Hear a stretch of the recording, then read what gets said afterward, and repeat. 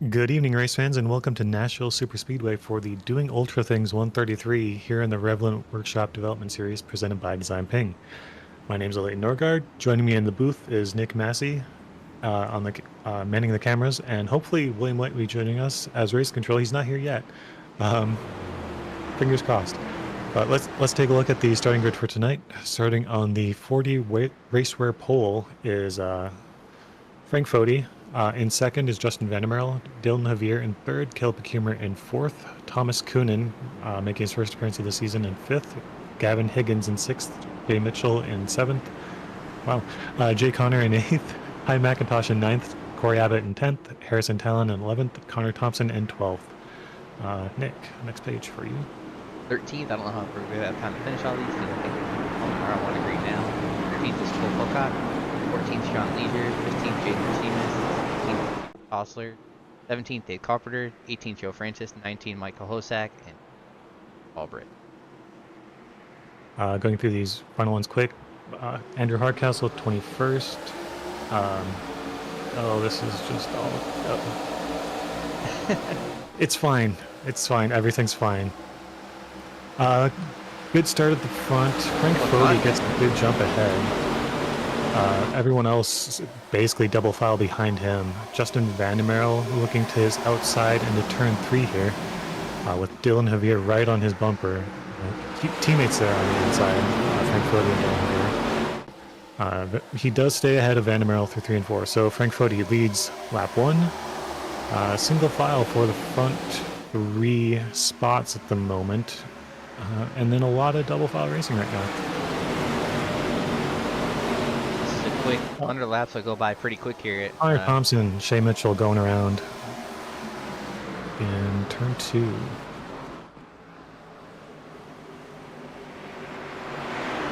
Let's see how that started. Looks like a bit of a 3 wide with Shay in the 10. Is that? Yeah, Ty McIntosh was the 10. And that sends him up into Connor Thompson. And I'm going to have to review this a bit more closely than usual, as without Will here as race control, I have to do that.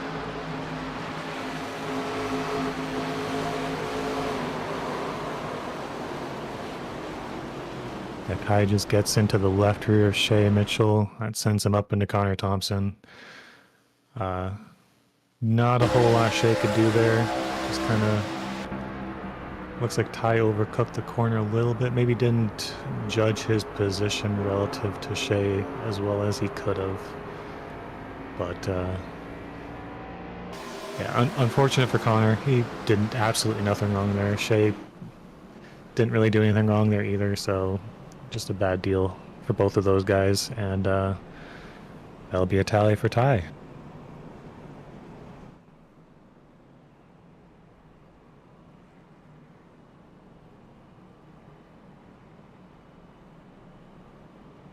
And this is final race of the regular season for these guys here in the RevLimit Workshop Development Series. So everybody's trying to lock their way into the playoffs.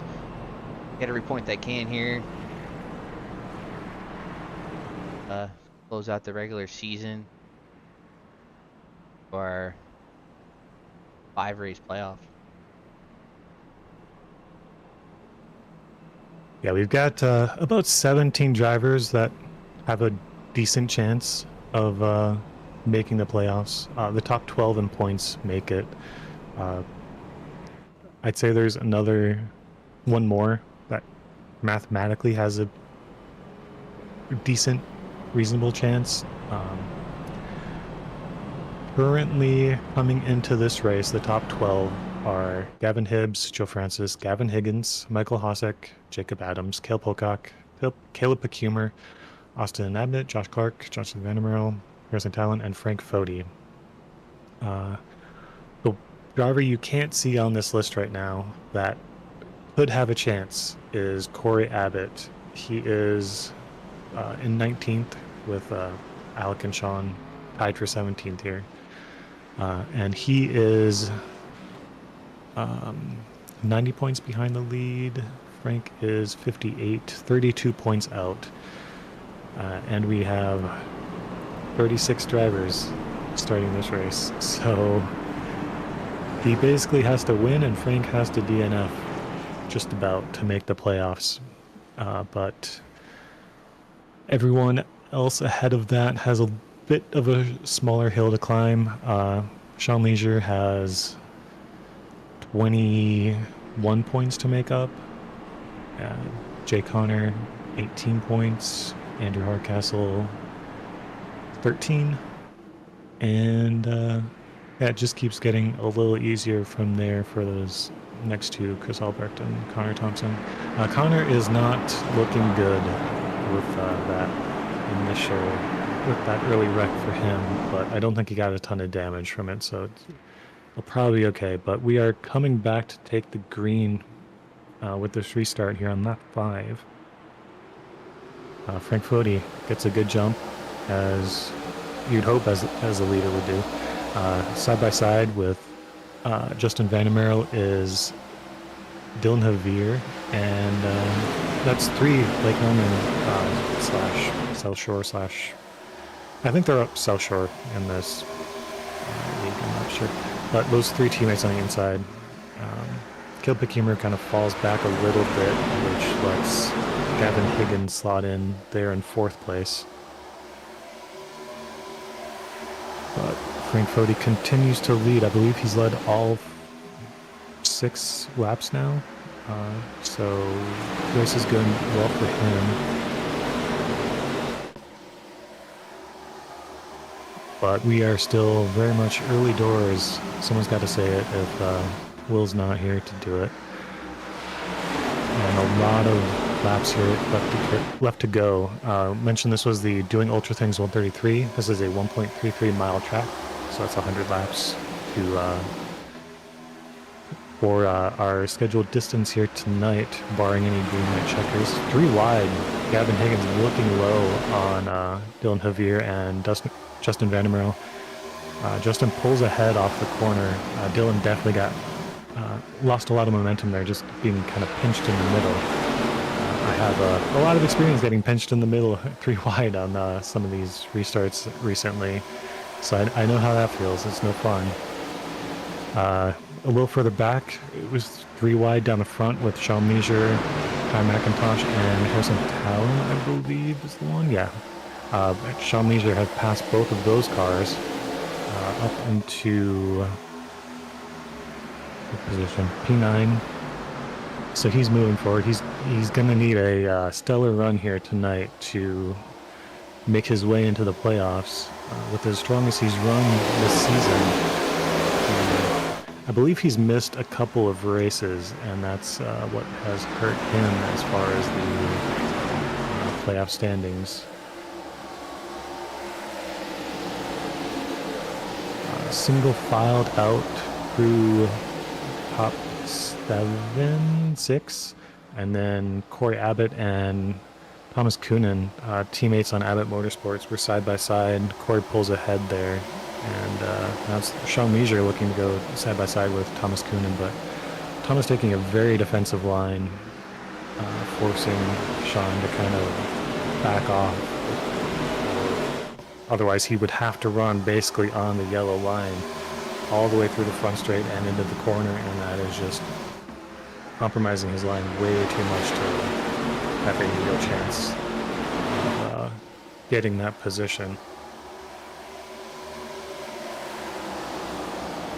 Seems like someone was blinking. Harrison Talon, nothing unexpected there. The single file up front has gone away back to 3 wide just about with Gavin Higgins, Dylan Javier, turned into 3 rows of side-by-side racing. Jay Connor and Caleb Pickemer. But we are keeping it clean so far. These cars have about 60 laps that they can go on fuel here tonight. And if we stay green, I don't think anyone hit on that yellow, aside from potentially damaged cars. So this is a one stop for everyone. And I mean, That would be great to see. Nashville typically runs as a pretty green flag race. Don't have a ton of cautions here typically. But if this lives up to the sponsor name of doing Ultra Things 133, we could see some self-spins that bring out some yellows, but that remains to be seen. Lots of race here left to go. 86, 87 laps. But continuing to have side-by-side racing up at the front. Frank Foti, who I didn't see that until now, but has dropped out of the lead, was side-by-side with Gavin Higgins, now Jay Connor, now Corey Abbott. He's just falling backwards right now. Looks like the outside is working better for passing than trying to go below people. And then behind that, Sean Leisure just all over the bumper of Thomas Coonan. Thomas still racing very defensively, not giving Sean a chance to try and get his nose underneath. And he can't go above because both of them are side by side, Frank Foti and Cale Pacuma right now. Frank losing another spot there to Thomas Coonan, which gives him a bit of breathing space from Sean Leisure. A lot of tight racing here, but keeping it clean so far and looking pretty good so far. Justin Vandermeer up in the lead. He's the one that took that from Frank Foti before Frank started falling back. I'm not sure what has happened to Frank. It's still pretty early to have really done that much damage to his tires, unless he's maybe just backing off to potentially save some tire. It sounded like there wasn't a ton of wear happening. Over 30 laps, it was something like 15% wear to the right front, somewhere in that neighborhood. So nothing crazy in terms of percentage wear, but that still doesn't necessarily mean anything in terms of fall off. Fastest lap of the race right now is a 29.839 from Cale Pacuma. Last lap from Justin Vandermeer was a 30.320. So different drivers, but that's about a half second of fall off at most for Vandermeer. His fastest lap is another 10th slower than Caleb, so it's more like 4/10 of fall off for him. So these guys haven't slowed down a ton yet, but we are, like I mentioned, still pretty early on in this run at lap 20 now. Sean Leisure has cleared Frank Foti a little while ago, just past Jay Connor as well. Going to be back on the bumper of Thomas Coonan here shortly. Speaking of being on the bumper, Jacob Adams basically pushing Cale Pacuma down the back straight there on the broadcast screen. Getting it around Harrison Talon. Now looking to the inside of Cale Pacuma. We'll see if he can make that move happen there. Little contact on the between their doors, maybe, but didn't send anyone out of control. Did not get the run off the corner, so was not able to stay alongside, but throws it in that corner into 3 to get back alongside. Staying alongside better here on the front straight, so there's a decent chance he can try and finish this pass to 1 and 2. He'll have to get a better exit off the corner than he did last lap, but with Frank Foti right in front of him, that's going to be difficult. But if he can get to the inside of Frank Foti, then that's going to mean a fairly easy job of completing the pass on Cale Pacuma, because he'll be the one stuck behind Frank at that point. Caleb doesn't want that to happen, so he's looking to the inside of Jacob Adams there. Was not able to get his nose there alongside, so Jacob is able to complete that pass on Cale Pacuma. and finishes the pass on Frank Fodi as well. And now he'll be looking to catch back up to the cars in front of him. Still continuing to be side by side behind, with Frank Fodi continuing to lose spots to Caleb Becumer. Harrison Tallum looking to go around as well. Chris Albrecht there on the outside in the red and white F5 11 car. He's one of the cars just outside of the playoff cutoff right now. He is 9 points back of Frank Fodi. So that's another thing. Frank Fodi is the number 12 car in the playoff standing, or in the point standings coming into this race, and it is 12 cars that make the playoffs. So losing all of these spots right now is the absolute last thing that he wants to be doing. I have to hope for his sake that he's just trying to save tires and is backed off to conserve those and is going to be able to move back forward, but he has lost a lot of track position over these past 20 laps since this restart, and that's not going to do him any favors with making a better run towards holding on to his playoff spot. Car in front of him in points is Justin Vandermeer. He's leading this race, so that's exactly what he wants to be, where he needs to be to stay in the playoff picture here for next week when we go to Kansas for the first round. Connor Thompson is the 13th place car. He is 13th in points. He's currently running in 23rd. Doesn't look like he has... Oh, he's got a bit of front end damage. That's not going to be doing him any favors here. But plenty of time left to get some repairs if we see any yellows.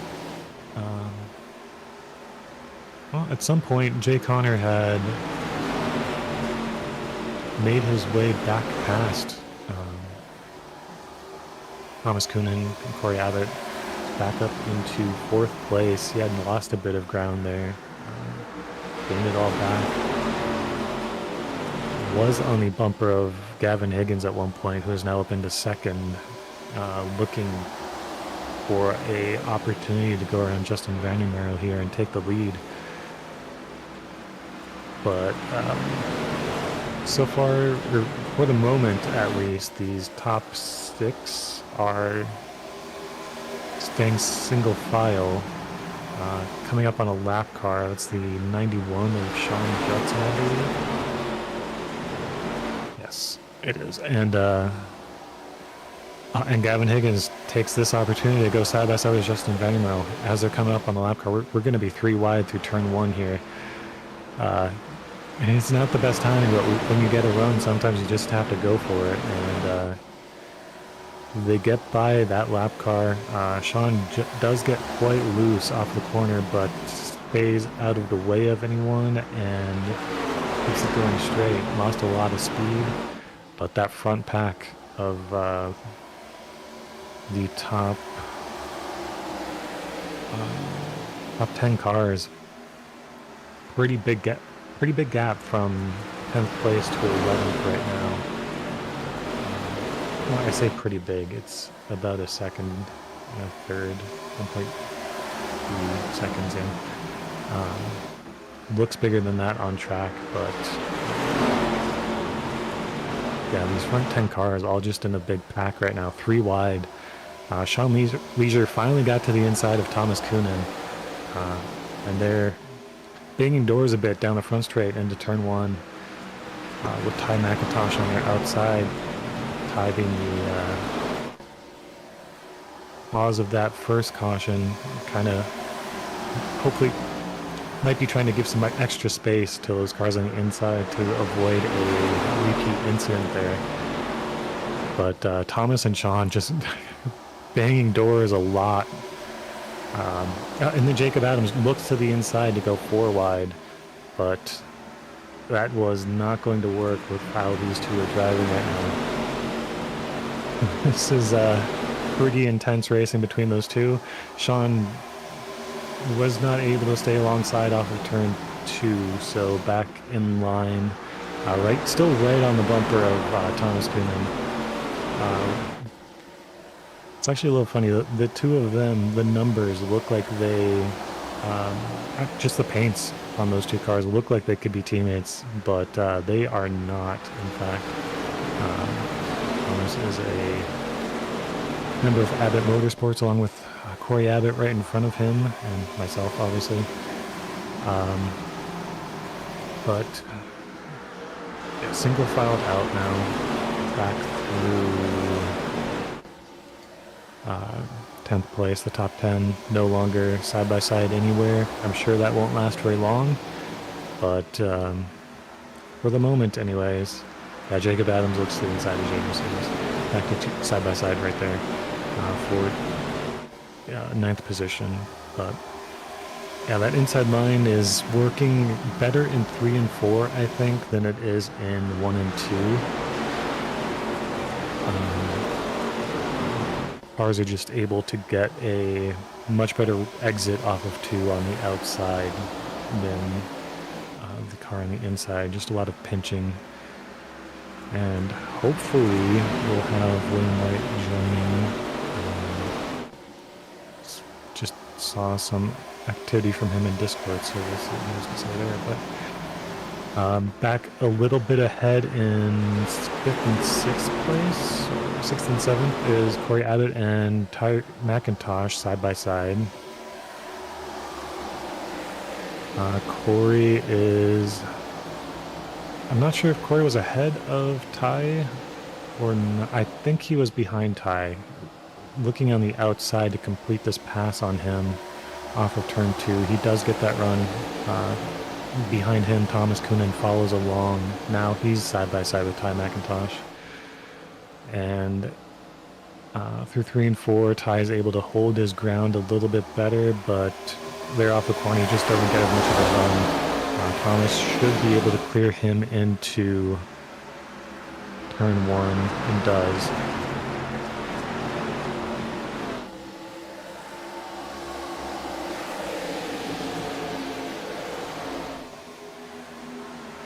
But we are still green here, 38 laps in after an early caution, on lap 2, I believe it was, 2 or 3. But yeah, these guys have gotten a pretty good run here, and hopefully it continues to stay green. If we go another 20 laps, we'll be seeing some green flag stops for sure. We might see some before then. These cars don't look like they're loosening up a whole lot, which could bode well for staying green.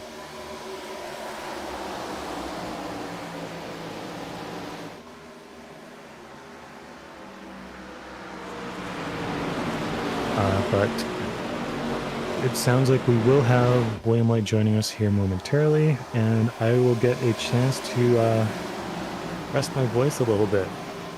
This is the most I've commentated in one go for quite some time.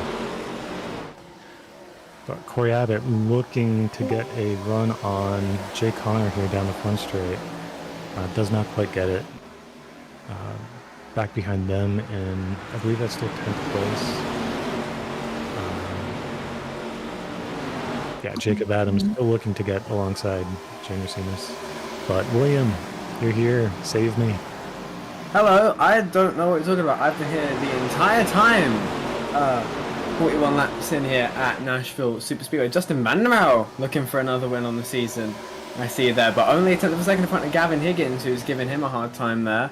Behind them, Dylan Levere, Jay Connor going out, that's 3rd and 4th. Corey Abbott as well, who's done well previously at this track in races past. He's up in 5th. Thomas Kuhn, we haven't seen him for a while in any RevLimit series, so cool to see him running well in 6th. But a mixed bag so far. Jaden Racines has had some good momentum. We were just mentioning him a few moments ago. He's inside the top 10 again after leading a little while on Sunday night, and of course leading up at the front at Kern County last week. So nearly halfway through already, but the top 11 or so still right in a big old pack here. So no real clear breakout driver so far.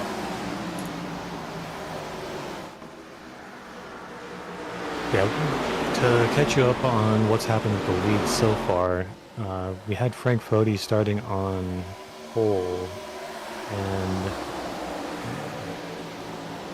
there was a caution on lap 2 between Ty McIntosh, Shea Mitchell, and Connor Thompson. And after that restart, Frank held the lead for a few laps and then has just started falling backwards, now down to 15th position. And with him being the 12th place car in points, or 12th place driver in points, that is not the kind of situation he wants to find himself in. No, definitely not. He's going to want a caution. I presume it's just tyre saving, long run pace issues on the 41. It's a tricky car to master, the new ARCA series cars. They're very, very tight, tends to lean on the right front a lot, so if you burn it up you really, really do pay. And I think that's what Frankfurt is going for at the minute, sitting down in 15th. As you mentioned, not going to be good for points. It's obviously the top 12 that make it in, and he's right on the bubble already, so he needs to score high here to make sure that he can advance to his first appearance in the playoffs. We now have a battle here between Ty McIntosh in the 10, Jacob Adams in the 48. This is for P9. Adams gets his foot down in the mid-corner, ekes ahead, bit of a door up between the pair of them. Ty McIntosh now streaking ahead, does get clear, holds P9 from Jacob Adams for the time being, running though that high side there, getting out of the dirty air of the 8 cars in front of him, which can of course be hugely detrimental to Ty, whereas there's a couple cars tagging the wall. I think Ty McIntosh is one of them, might be Jacob Adams, that's Jacob Adams there, now getting pressured behind there, still manages to retain position number 10 though. Ty McIntosh beginning to streak away, chasing after everyone else, but yeah, no shortage of action then in this opening half of the race. The points battle, of course, still something to keep an eye on, but still side-by-side action here. Now got Thomas Coonan trying to overtake Dylan Javier, who's beginning to lose a couple spots here, now to Sean Leisure. Yeah, and back to Ty McIntosh for a second. Just a few laps ago, he was fighting with, well, a few, it's probably more like 5 to 10 now. Yeah, he was fighting with Corey Abbott and Thomas Coonan, like 3 or 4 spots ahead, and then he fell back to fighting with Jacob Adams in P10, and not sure if he's fallen off or if his tires are falling off or if he's backed off a bit or what, but not the direction that he wants to be going either. I don't think he is. Yeah, he's not in contention for a playoff spot here, but just like any other race, you want to be going for that win if you can, and going backwards is not the way to do that.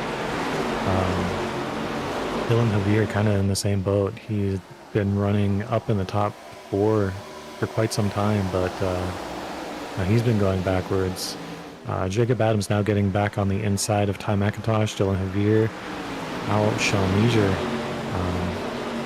Sean Leisure was another car. He was right on the bump of Thomas Coonan for the longest time, had a bunch of door-to-door racing. Some contact there with Dylan Javier and Jacob Adams. It's this 57 of Javier, very squirrely, but managed to keep it straight. And looks like Jacob Adams will probably be able to complete this pass and hold on to P8. And yes, he does. I don't think... well, Dylan gets a run off of 2. No, not quite enough of a run. Jacob Adams keeps him cleared and holds on to P8. Yeah, so Jacob Adams gets that position there from Dylan Javier, someone who's actually going forward, I've seen in the last couple of laps. Jaden Racimas mentioned him a handful of laps ago inside the top 10. Now looking at the top 5, he was having a little scrap there with Thomas Kuhn a little while ago. He was looking to the inside, looking to the outside, but stays in position number 6 now. Top 10 train now. Really no one looking for any aggressive overtakes at this moment. Justin Vandermeer still leading, repping the quarter panel number gang, as it were, in that Red Bull Toyota there, but still in the lead. Now here comes Sean Leisure to the inside of Jaden Racimus, looking to complete the pass again. So there's no shortage of action here. No one really falling behind too much. It's not a case of someone losing a handful of positions in one go. They're all staying in the fight. Jaden Racimus does tag the exit at 2, but keeps himself in it. Sean Leisure again to the outside of Racimus, giving him plenty of room, trying to give himself a run. And two teammates I thought were hitting each other there, just pitting. They split the run in half. That's Thomas Coonan and Corey Abbott. Sean Leisure's coming with them. Sean Leisure's hit Corey. It's gone into the grass. They've all managed to save it. That was nearly quite a bit hairy. Coming down pit road, but that will be Abbott Motorsports triggering something of a chain reaction here, with Corey and Thomas coming in, presumably to try and undercut here, as well as Sean Leisure. Yeah, both of them called out that they were pitting. I don't think they were quite on the same page on how aggressively they were entering pit road there. I don't know that there was hard enough contact between either of them to actually have damage, and we have a yellow. Oh. And that is going to screw the Abbott guys if they end up going a lap down. So involving the 22 of Andrew Hardcastle, it sounded like someone was pitting in front of him and might not have called it out. Oh. David Westergreen slows down there. Yeah, so David Westergreen presumably is trying to go down pit road. Calls it out, potentially, or potentially does not. Just gets caught in the rear by Andrew Hardcastle. And the 4 comes flying in there, straight into the back of Andrew there. That's Holt Johnston, who again gets tagged in the left rear. Is going to get sent cascading down towards the grass. And my initial suspicion is, I mean, Andrew's been in the league for many a year. Has been on iRacing since about 19-something. So he's very aware of things like this. Something tells me that this might be just something of a miscommunication or lack of communication. But D West also quite experienced, so we'll have to wait and see, potentially hear from them, see what happened. But very unfortunate incident to bring out a caution here. Yeah, I can confirm that David Westergreen did call out his pit entry. It sounded like Andrew Hardcastle just missed it and was not prepared for the car in front slowing down.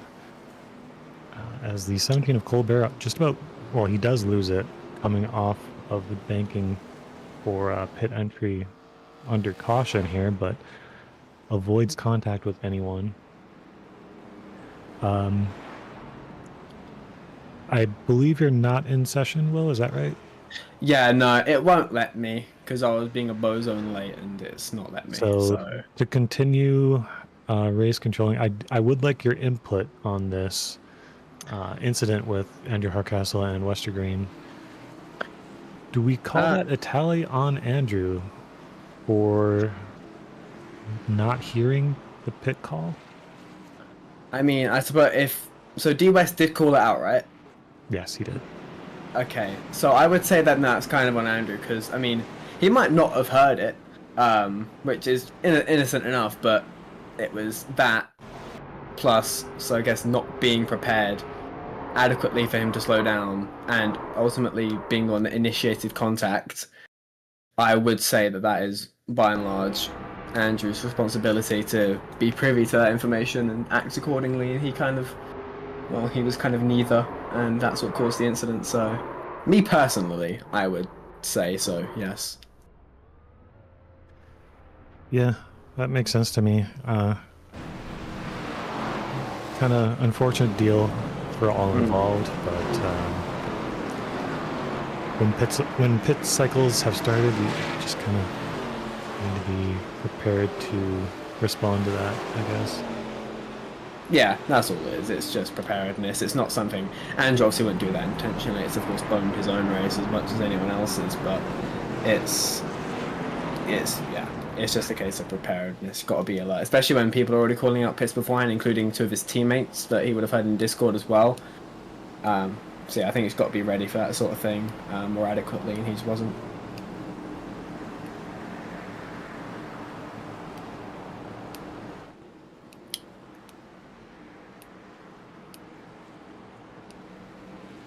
Looking now here at the restart. And we mentioned Corey Abbott, Sean Leisure, and Thomas Coonan. They all pit as the caution came out. They thankfully have remained on the lead lap. But as you see, they're now 25th, 26th, and 27th. So they have lost so much position. They were all in the top 5, and they're now barely inside the top 25. So they have got work to do now for the remainder of this race. But the restart is now in the hands of Gavin Higgins, who steps on it now, chooses the outside and gets a brilliant restart. Good reactions from everyone behind him. Justin Vandermeer might retain second place here. Racimus has a nose going into the corner, but Vandermeer has the preferred line. Racimus with a good run, rolling the mid corner there. Just rolls off. They're still neck and neck here, half a second between the leaders here. Gavin Higgins this is exactly what he wants to see in his rear view mirror. 2 by 2 by 2, no one able to really take that optimal line. Higgins is able to just drive away and use those tyres early on here, and then get ready to save them over these next 40 or so laps. A little bit of a door graze between Vandermeer and Jaden Racimus coming into turn 1 here. Still absolutely neck and neck. Vandermeer tries the aggressive clear there, drives up off the corner, not quite able to get there. Racimus going to come back with a big run here. Jay Connor and Jacob Adams fighting 2 by 2 behind them. Here comes Dylan Havir as well. Vandermeer might try the same again to clear off of turn number 4. This time still can't get clear. Jaden's still on the outside here, and this is exactly what Gavin Higgins needs. And just to follow up on the cars that pit before the green flag, or before the caution flag, sorry. Corey Abbott, Sean Leisure, Thomas Coonan, they are running 23rd through 25th currently after needing to take the wave around. So on top of going a lap down and needing to get that back under this yellow, they also are on a lap older tires than everyone else having hit a lap before the yellow flag. So they've kind of doubly lost out.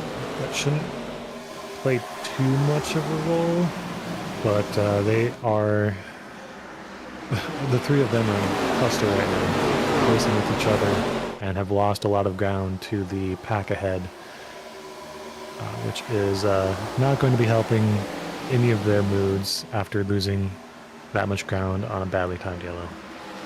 Yeah, their tires will be fine.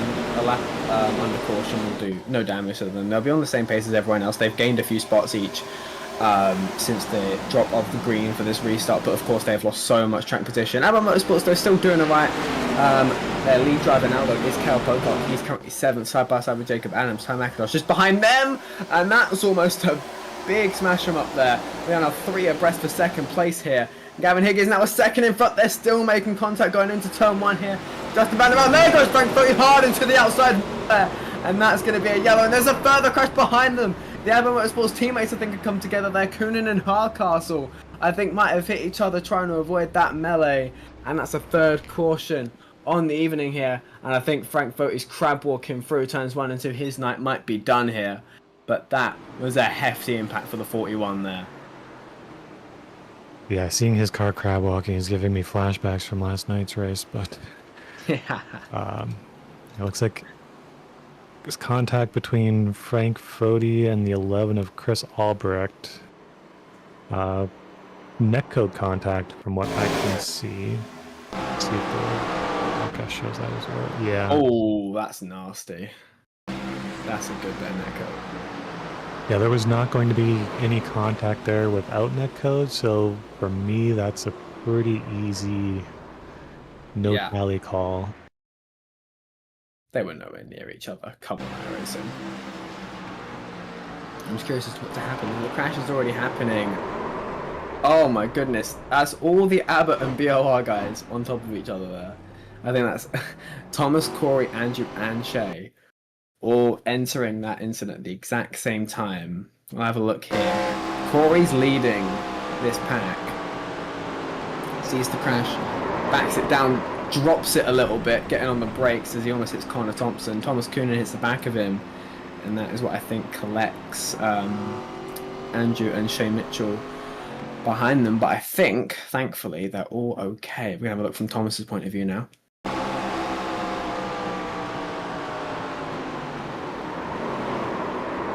Yeah, with as hard as Thomas got in the back of Corey there, I'm a little surprised neither of them got damage from it, but all their bumpers look fine to me, so looks like they all got away clean. Definitely looks to be that way, and thankful they don't need any more troubles after Andrew Hardcastle's crash, and them all losing track position, of course, under that yellow flag. But Gavin Higgins won't be too happy to have seen that yellow. All that infighting from second through fourth, they kept door banging off of each other.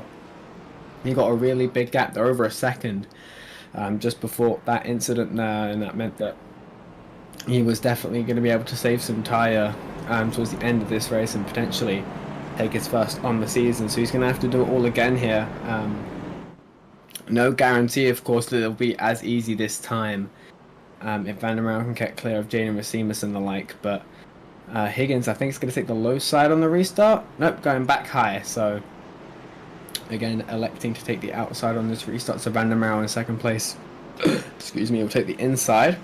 But the top 5 order remains unchanged, so we'll see if we see any similar sort of action as we did on that last restart. I'm a little surprised that we did not see many drivers come down pit road for tires there. The only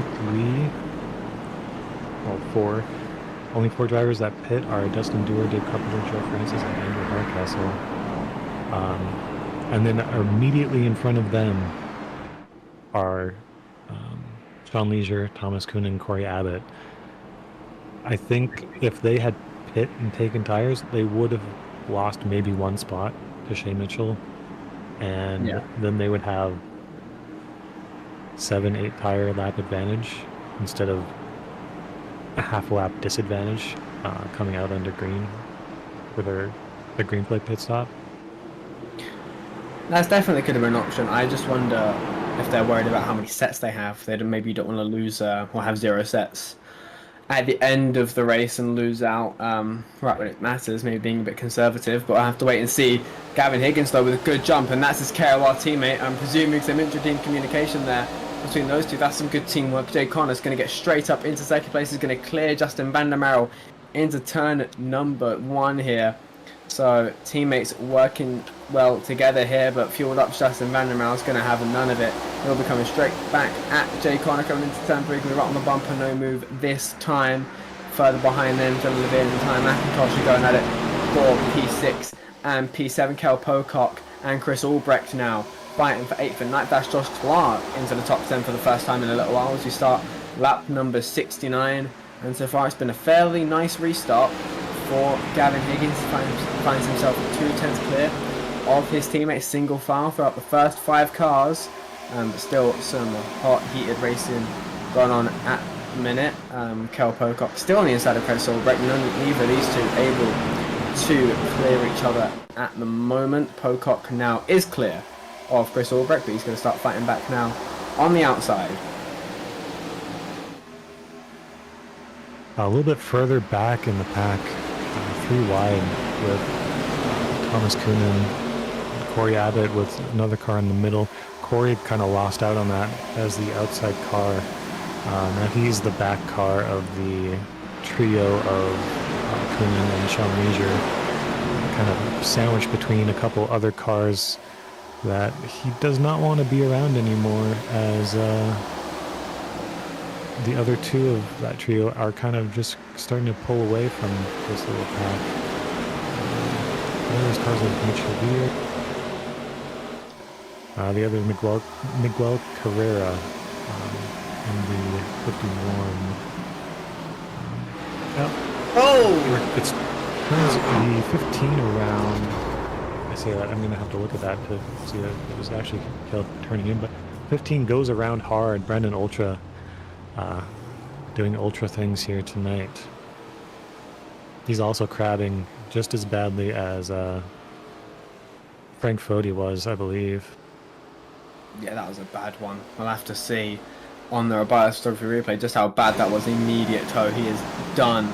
Caleb Pukuma just gets into the back of him there, turns him right around, and yeah, I think we'll have to get maybe a turn angle. That is perfect, so we'll see. Kebs into left rear doesn't quite get clear, and that is a massive impact for a few drivers there. The first one I saw live that would have been an extra few minutes, that was Sean Leisure. He had worked so hard to start making his way back to the front. Obviously having been disadvantaged by that yellow and immediately was collected in that. We're going to get a look at his point of view here coming out of turn number 2. So going to go into the cockpit of the 49, see this Thomas Kuhn and Daniel Martinez, I believe that is in the 88. It's either that or Trey Holmes. But Brandon Ultra gets turned, nowhere for him to go, and immediately hits Caleb, then hits the wall, and is immediately destroyed. Miguel Carrera, I think it's Colbert and Pierce Hausler as well were involved, and Andrew Hardcastle again involved in an incident today. Not been a good day for Andrew, but this is now on board with Caleb Kuma. This is a bit of a tough call here, I think. Both cars are turning into the corner. I think Ultra is turning a little bit more, and that's what causes the contact to really kick off. I think Caleb's there. Ultra kind of blocks, but he kinda blocks. It's like a very slight movement. So there is a point as they're coming off the corner. This will be a good angle to see it, where Kuma is there. He's got a car whip to Ultra's left, and he is now. Ultra kind of comes down. I don't even know if that's really the intention to block or whether that's just his line. But it also, I don't know if Bakuma's even going down all the way. This is a really, really difficult call. Ultra kind of moves. Bakuma, I think, is probably heading towards the yellow line. But just ever so slightly gets into his left rear. That's really tough. Yeah, I'm kind of inclined with how hard it is to make a call one way or the other. To me, that kind of says racing. Yeah. I think the kind of rule of thumb I've employed is if it takes more than 5 different angles, it's a racing deal. Because if you can't decide from then, it's too touch and go to fully tally someone for it. So I would agree. We're going to come back to the restart here. So now Jay Connor and Jacob Adams leading this race, as Gavin Higgins and Justin Vandermeer and potentially a couple others have come down pit road. So we're seeing some split strategy, which hands the lead over to Jay Connor here. Jacob Adams is in 2nd place. Jaden Racimus in 3rd, Kel Pocock 4th, Josh Clark and Harrison Talon row 3, so some new names up towards the front here. Jay Connor trying to get his first win on the season, trying to take his first ARCA Series Championship. He's tried many times in this series, has not yet been able to take that crown. He's trying to do it this season in these first season in the new spec ARCA cars, and he's got a good restart here, 3.5 attempts clear of Jacob Adams and Kel Pocock behind him, who are now 2nd and 3rd. Fanning out 2-3 wide behind him. David Westergreen, Connor Thompson there, way down low. Now 3 wide, that's Jonathan Vandermeer and Gavin Higgins trying to work their way through the pack on fresh tyres. They get past Dave Carpenter. Now they're going to split Connor Thompson 3 wide here. They both go either side of him. Here comes Dave Carpenter and Corey Abbott. It's all happening on the opening lap as the old and new tyres are converging on each other. Yeah, and Jay Connor being in the lead is huge for him right now. He is 18 points out of the playoff cutoff right now as the 16th place driver in the points. And in front of him are Andrew Hardcastle, Chris Albrecht, Connor Thompson, and Frank Fody. Frank Fody, we know, is not looking good to even finish this race with the crabbing that he had. Gavin Higgins gets into Dustin Dewar, gets him sideways. Corey Abbott's getting sideways. Dewar's coming back again. That played out over about 15 seconds there, it felt like. But finally a yellow comes out after Dewar couldn't keep it saved off the track. Oh, Dewar gets a little loose. That's what slows him down and gets Gavin into him, I think. And he just... It's as he came back onto the bank and it was up the car, and he come up the track You can't be doing that. Oh dear, oh dear. I mean, trying to save him is fair enough, but The way his car just breaks loose on entry, did he downshift or something? it just... It looked like it dropped in a straight line. I don't know. Yeah, Gavin Higgins was an innocent party in that. I'm pretty sure Dua saw him and it just looped around. So I don't think Higgins had anything to do with initiating the contact. It just... The car just went. That's bizarre. I've never seen these new spec cars do that. He gets turned around, and of course we saw him try and save it thereafter, and kind of came back up the track. Corey Abbott, who's already encountered enough trouble tonight, got checked up behind Dustin, but that was certainly one of the more bizarre incidents that I've seen. Yeah, I think we can put this one on Doer for just that weird snap,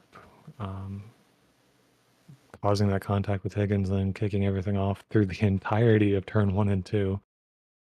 Yeah, that caused a bit of a antsy chain reaction.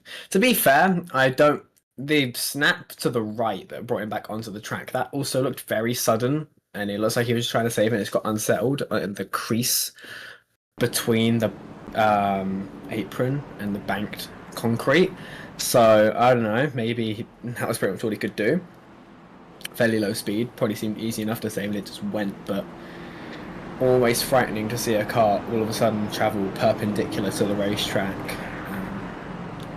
like that. But thankfully, no one's out of the race. No one's severely damaged. It's all okay. But Dustin Dewar and his very weird snap oversteer going into the corner as well set that off. But 1 to green now, so a 20 lap dash to the flag here, and it's going to be led by Jay Connor and Jacob Adams. Harrison Talon up to P3. Something of a dark horse performance here from Harrison, trying to see if he can sneak his way potentially into the postseason.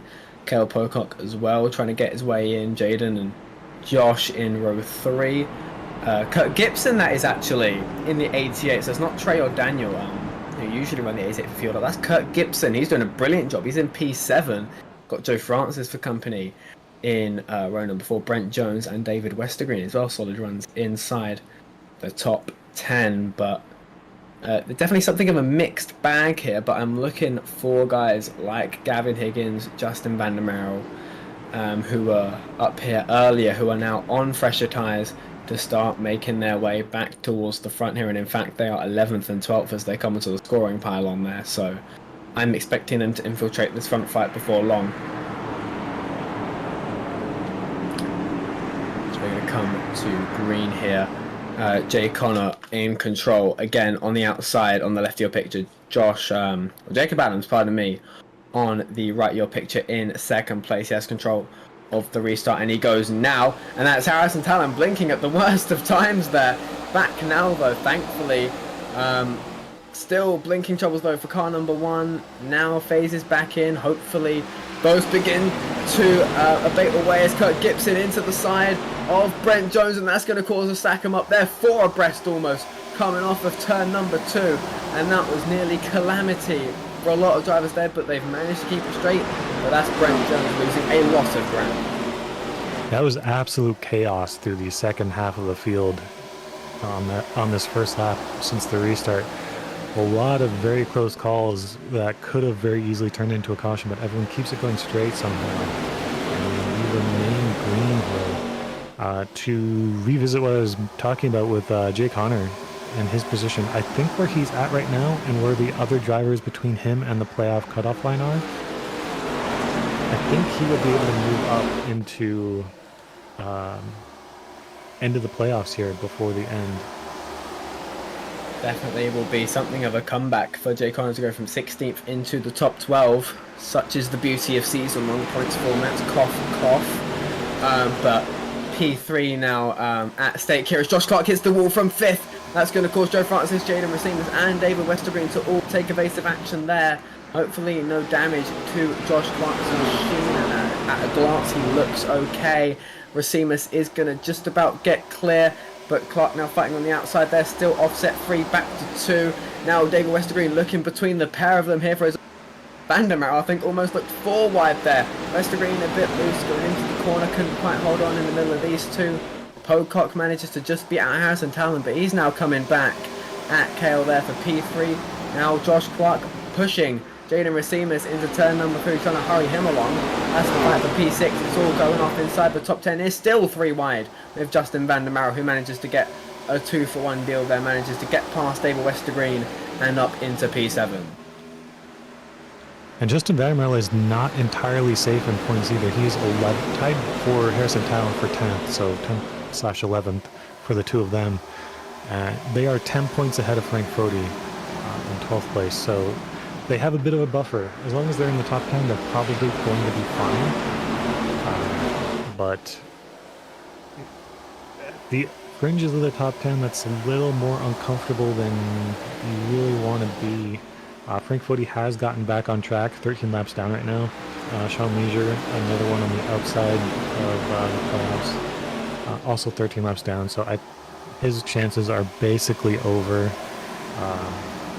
Corey Abbott was on the very edges of being possible. He's back in 25th after being involved in a caution or two ago and getting caught out by a green to flag stop right before the yellow flag. So definitely some guys not having the nights they need to make the playoffs here for next week. But then there's Ray Connor up in the lead still with a 10th and a half over Jacob Adams. Looking to carry this through the final 13-14 laps to the end and get this win and hopefully put him into the playoffs. Definitely, and it's all been getting a bit rough and tumble around Gavin Higgins. He's had a few door rubs with David Westergreen and Ty McIntosh in just the last couple laps. He's still 3 wide, got Chris Albrecht there down on the bottom. He's going to get all those spots for free. He's up now into the top 10. Gavin Higgins not having the same momentum as now him and Ty McIntosh are beating and banging down the back straight. They might not be too happy with each other, and he's going to push Gavin Higgins way up the track here. And now Gavin Higgins might be fighting to even keep it inside the top 13 here.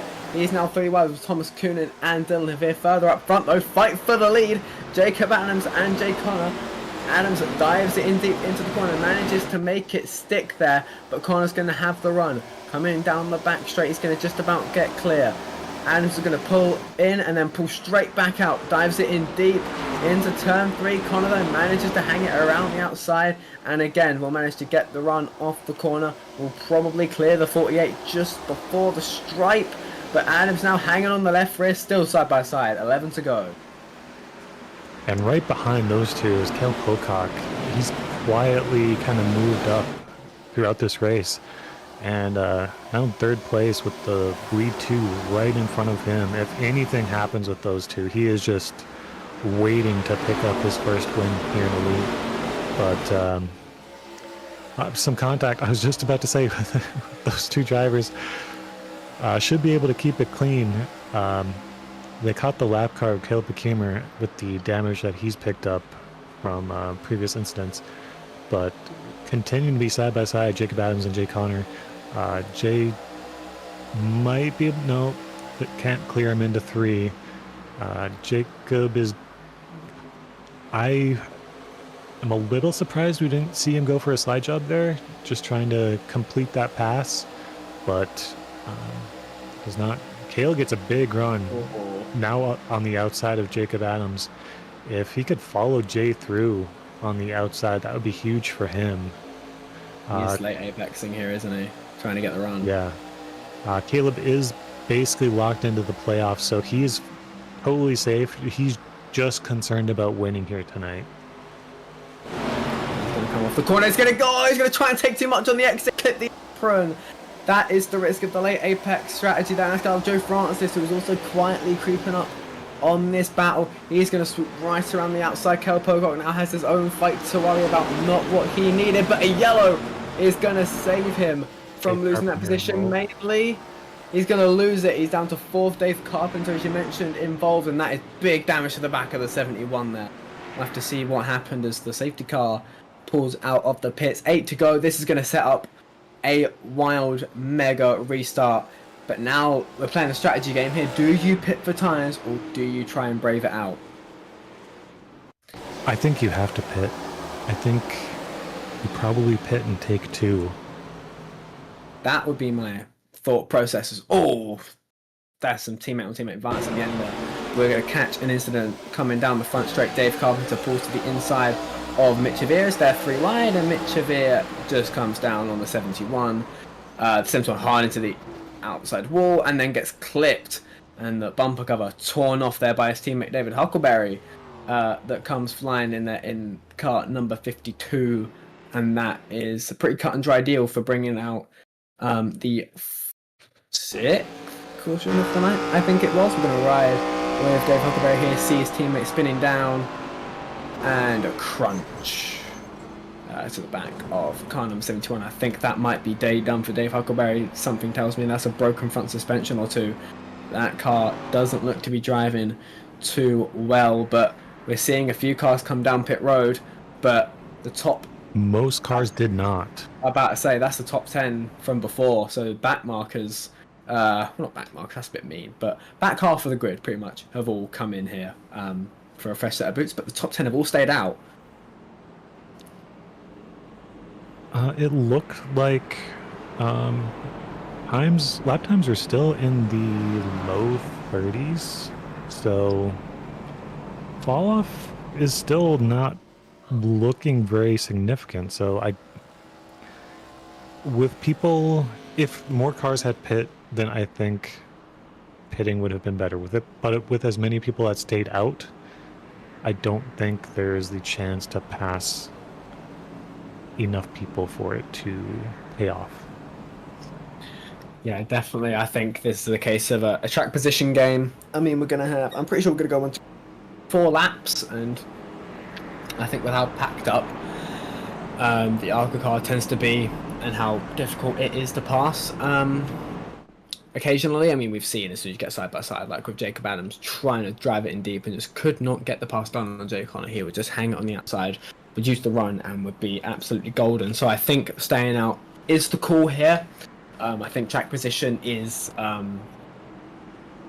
definitely proving to be superior. I think tyres, though your pace will obviously be a lot better, but I think something that probably didn't occur to us immediately was how difficult it will be to get through such a big pack of cars. So I definitely think the front lot have gone for the right choice here. So Jay Connor is again going to take the outside for this restart with 4 to go, so only just over 5 miles here at Nashville Superspeedway. For a regular season finale, we could well see sparks fly here. Yeah, and this is not the call that the lane chase call that Hale wanted to see. He's going to be very vulnerable to losing that 3rd position to Joe Francis, with Joe having the leader starting directly in front of him. Yeah, the outside line are going to be very, very happy with that. Joe Francis could almost smell P2 just with that. He's able to get right up to the bumper of Jay and go when he goes. Jacob Adams, of course, can't really see Jay. He's essentially holding the look right button, just looking right. But he's essentially not looking where he's going, trying to react to when Jay goes. That's why he's hanging so far back here. Joe Francis almost already alongside P2 there. He's going to go now, and he's going to get a brilliant restart. Jacob Adams with some very good reactions there, all things considered. Starting not as the control car on the inside there, but 4 tenths now for Jay Connor out in front, and that's going to expand for as long as these two in second and third stay side by side, and it looks like they will. Francis just about getting a nose, and he's going to just about get clear, but Jacob Adams now going to drive it in super hard into the corner. Not going to be able to make it stick though. Francis is going to have the run on the outside. 3 to go here, still side by side for second place, still side by side for 4th place now, fueled up, working together, trying to push Harrison Talon past Kel Pocock, and he almost gets clear. Kelvo dives it in super deep, trying to keep that position. 2.5 to go. And Kale just sticks it to the bottom all the way around the corner, holds on to that 4th position. He's where he wants to be for this final restart, I think, if he couldn't be on the front row. But Who's this? Holt Johnston involved. The 88. Kirk Gibson involved. Oh, it's happened in front of them between Gibson and Hausler. Bit of blinking action, but that was a massive impact there for Holt Johnston. That car is leaning on its left front a bit too much. But this is contact between Hausler and Gibson entering turn number 1 here. Some fueled up and gang warfare going on into turn 1. Hausler on the inside. And just a slight brush to the left. That's going to send Gibson down the track in front of Hausler. It's going to exacerbate that spin. And Holt Johnston presumably has his own incident in reaction to that. And it's going to have a massive impact to the outside wall there. And that's going to tear his left front straight off his car. I don't even know what happened to Holt. He just appears and he's in the wall very hard. Yeah, hold on. What actually happened? Out for that. That's bizarre. We don't actually know what happened there, but one thing is for sure, he's done. I think for me, Pierce enters way too low to hold it down, and that causes him to wash up into the 88 of Kirk Gibson. His arc is very shallow. He's one of the lesser experienced drivers. It's his rookie season this season with the Lake Norman stable. And yeah, he's washing up. Kurt's giving him room. And that just gets him into the 88. So yeah, I think that's an experience thing. Knowing exactly how wide everyone's car is, exactly how wide you can make your arc being side by side and with the inside and the outside and that sort of thing. It's tricky. But yeah, no, Hausler's arc was not really. You could almost see it from the entry. You can see him washing up unless he really jams on the brakes, but then he's going to have just a super slow corner. But that's what causes him to wash up into the 88. So yeah, I would agree.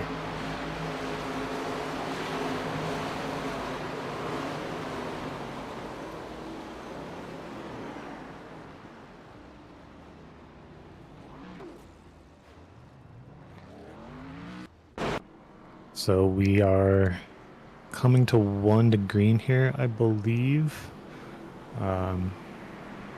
Doubling up, yeah. Going to have Jay taking the outside once again, with Cale Pocock now having the benefit of starting behind him. So he'll be looking to get at least 3rd place back from Joe Francis, and ideally for him fighting Jacob Adams for 2nd. I think with the difficulty we've seen these guys having passing the leader, Jay, as long as Jay doesn't make a mistake, I think he has this one locked up with a green light checker here. Yeah, I think the nature of the racing, and I think starting on the outside is definitely the way to go, because what it does is it makes that 4th place car, essentially, it gives them such a massive advantage, such that they can start fighting the 2nd place car for position. So you now have P2 and P3 side, and you can just take off. With how hard it is to pass in these ARCA cars, you're not getting disconnected if you're side by side like that for a few laps. So green white checkered is perfect for Jay here. He can drive away, and even if they do get clear of each other, they're gonna have to make quite a sizable gap up to get to Jay. So I think Jay has got this locked up again, as you say, unless he makes a mistake. Let's not curse him, of course, but coming to the restart zone now, he's got control. If he can step on the loud pedal at a good rate here, which he does, already clear of Adams, and Pocock is right there, as we mentioned, side by side, 3rd.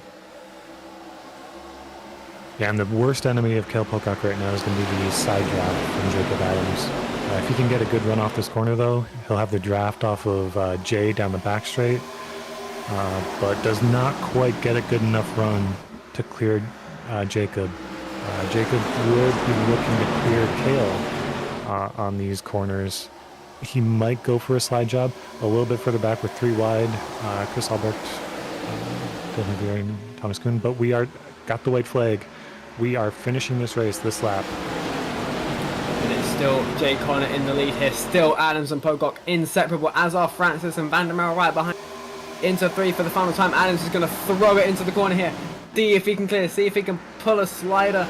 He might get clear. Pocock might travel under him off of turn number 4. He's going to get the move done. Pocock hits the wall. Jay Connor's going to take the flag, and he's probably going to get himself into the playoffs And that's Adams to second. Pocock just about beats Van der Merwe to the line. There's a crash behind him. Higgins, he's going to come home in 8th. And that was a wild end to a wild, wild race. Yeah, Connor Thompson might be able to play spoiler Jay Connor here. He finished 11, and he was, how many points is that? 11 points ahead of Jay Connor. So I think with Jay getting the win, he will be able to get that spot over Connor. Frank Fody being the car in 12th, he stayed 13 laps down, 29th. He's going to be falling out of the top 12 for sure. Justin Van der Merwe finishing 4th, he holds on. Harrison Talon 7th, he's going to hold on. Josh Clark, he's good. Austin and Nabnett. I saw he had a meatball. He's in 35th. Oh. That might open the door for 2 drivers to sneak into the top 12 here. And Kelp Humor, 31st. I don't know, we're going to have to see a points update. Let's go ahead and, because we completely forgot about this and did not do it during the race, let's get a message from some partners here, and then we'll come back with the interview with the top 3, and hopefully we'll have a points update after that. Racing isn't easy, but experiencing it is. iRacing puts you in the driver's seat with the industry's leading sim racing game. Drive on laser scan replicas of the greatest racing circuits from around the world. Go head-to-head against other drivers chosen by skill-based matchmaking to ensure competitive racing at every level. Compete across all your favorite series.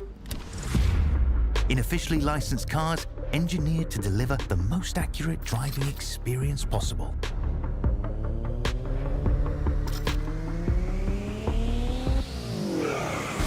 Join a race or host your own with players from across the globe.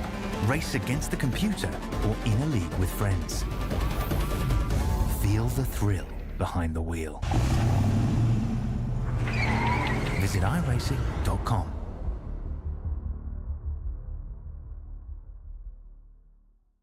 Years of sellout crowds, 3 years of edge-of-your-seat action, 3 years of jaw-dropping finishes. Worldwide Technology Raceway has rocked the world of NASCAR, and now NASCAR is giving us another reason to celebrate. The 2025 NASCAR Cup Series Championship Playoffs are coming. Sunday, September 7th, 2025. Just when you thought the racing couldn't get any more intense, now every single lap matters. One wrong move could be the difference between elimination and being crowned the king.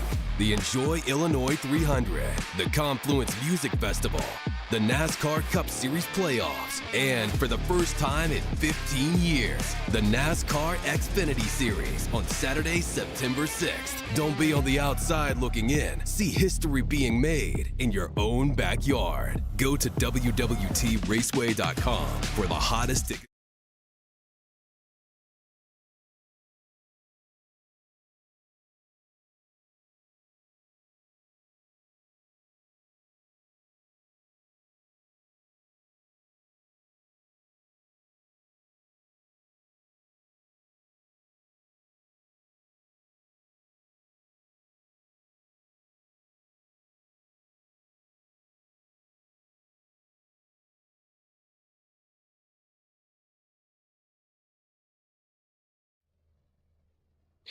And we are back for post-race coverage of the regular season finale and the development series presented by DesignPing. They're doing Ultra Things 133 at Nashville Superspeedway ends with Jay Connor taking the checkered flag in a must-win affair that might just about get him into the playoffs. We'll have to wait and see for a points update later on in the show. But for now, we're going to do some podium interviews. And first, on the chopping block, on the hot seat, Cal Pocock, P3. It's one of your first podiums, if not the first of the season for you. It's a good night overall. How do you summarise your night? I think you forgot about Mid Ohio. Oh, that's right, I did actually. How could I forget that? That was a fun race. Oh I well. didn't even know you were here. No, I definitely wasn't 40 laps late. I no, I definitely Uh, wasn't. I wanted that last run to go green because, I'm sure you noticed, I was not good at firing off on restarts. It took me a good 5 laps to get the car going, and yeah, so it was really starting to get fun there until that caution, and then it was more caution. So, but overall, pretty good night. I'll take a podium anytime and a chance for a win. Yeah, definitely. I think it looked like at one point, as Jay Connor and Jacob Adams were going at it for the lead, we saw the way you were firing off on the corner, getting that late, really getting runs there. At one point, obviously, right on Jay's bumper there, alongside Jacob. Was that sort of the thing you were consciously doing, getting that late apex? We saw you clip the apron exit of 4. Was that just you taking a bit too much there, and potentially that might have been what ruined your chance at a win potentially? Oh yeah, I was trying to play around and set up different lines because if I could take a 3 wide on the bottom, I was going to do it. But I was just kind of hanging back behind them while they were battling because you really couldn't go anywhere. I'm like, maybe I'll save my tires a bit while they're racing hard. And then Joe came up, and then the caution flew. Definitely did not go your way, but obviously we've now got the playoffs coming up here now. First on the agenda is Kansas, so another mile and a half in the ARCA car, which suggests potentially sort of a train race, I suppose, of how tight these cars tend to be on the big tracks. But how do you rate your chances at Kansas? I think I run pretty good at Kansas. I think Kansas is going to race closer to Kentucky than Nashville. I'm hoping at least there's multiple grooves, but I feel good about pretty much all the playoff tracks. So I'm hoping I can make the Final Four and then run for the championship. Absolutely. Well, best of luck in that. But before we let you go, Kel, any sponsors or partners you want to thank before we let you go here for this podium? No, just thanks to everybody at Abbott Motorsports. We're hoping to go for a three-peat in the championship. Absolutely. Well, hopefully we've got the three-peat champions already in here. Of course, myself and Alayton already got one. So now it's just you left, Kel. No pressure at all. But thank you very much for your time, and hopefully we'll see you in a few more interviews. All right, For the thank rest you. of the season. All right. So that was Kel Pocock in third place, and now second place driver Jacob Adams. Solid run for you tonight, Jacob. How do you summarize it? Yeah, I think I passed more cars than anybody up 24 spots from the start, and it was just so hard to pass once you got to the top 10. And I don't know how much you guys watched the battle for the back end of the top 10 before the first caution, but it was all full contact. If you wanted to make a pass on the bottom, you kind of had to almost like Martinsville your way to make a pass. I had a really good race with Jaden for 8th or ninth or whatever before that first caution. Really felt like I could have won the race. Eventually passed Jay there in that last 20 laps if they would just let us run green. Yeah, definitely. We saw you fighting hard with Jay. I was going to touch on that. Obviously, came up just behind him there, but of course not by a lot there. Only 3/10 between you. We saw you fighting really, really hard just before the caution with about 8 or so to go. Do you think that's what separated you from the win? What do you think you potentially could have done differently to find yourself in victory lane tonight?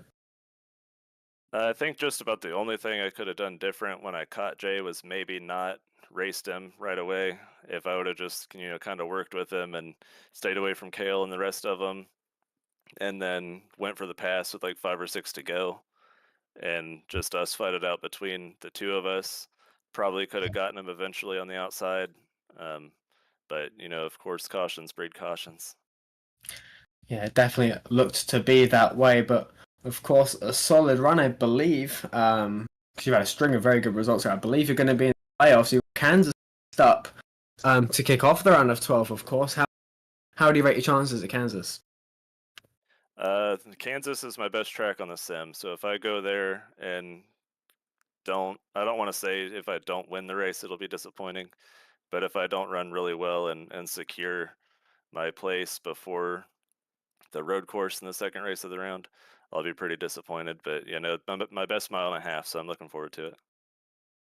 Absolutely. Well, before we let you go, Jacob, for another good run, any sponsors and partners you want to thank for this P2 here? Yep, I've got Marion's Piazza on the hood, my employer, local Dayton company. So if there's any of my employees that are watching me out here, I know there's probably a couple. Shout out to you guys. You guys there at ERN for everything you do. I know it's not easy to broadcast and put all this stuff on. Nick, Alayton, William, you guys do a great job. And then Shift Esports, kind of unofficially on their team for the end of the ARCA season here, going into the next Grand National season. I'll be racing for them full time. So just all those guys, and yep, just Chad for the league and everybody. Awesome. Well, thank you very much for your time, Jacob. Another good result. Hopefully, we'll be talking to you soon again. But thanks for your time. Yep, see you guys. So that was Jacob Adams, but of course, the man of the hour, winner tonight here in Music City, Jay Connor. Good night for you. Of course, you took the victory. Might have just about squeaked into the final 12 here. How do you sum up your?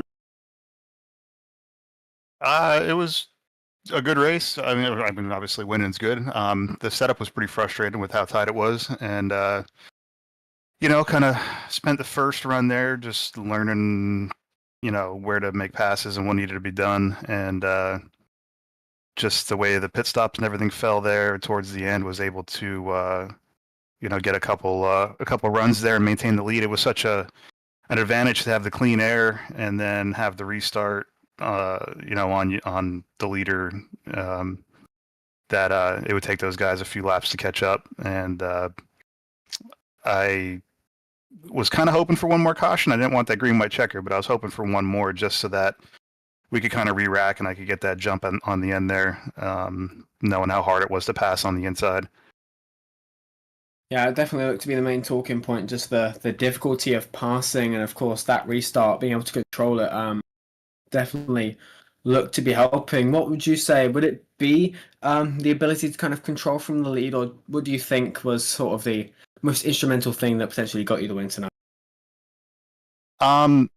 The having control of the restarts definitely got the win. Like I said, early in that first run, I kind of was following 5th or 6th place there, and figured out the passing on the outside. You just kind of had to wait for somebody to make a mistake or lose momentum and poke a nose on the outside there, and then if you could run them down into the corner on the outside, the cars were so tight they just couldn't throttle up off the corner. So you'd carry your momentum, and then it would also help that everybody else would come to the wall on the straightaway. So you not only would you have the momentum, but you would catch their draft down the straightaway. So it was a pretty big advantage. So I knew towards the end there, once I made my way to the front, we faked pit stops a couple times, but I was going to roll the dice and just run it out, knowing that if I could protect the top, that I had a good shot there.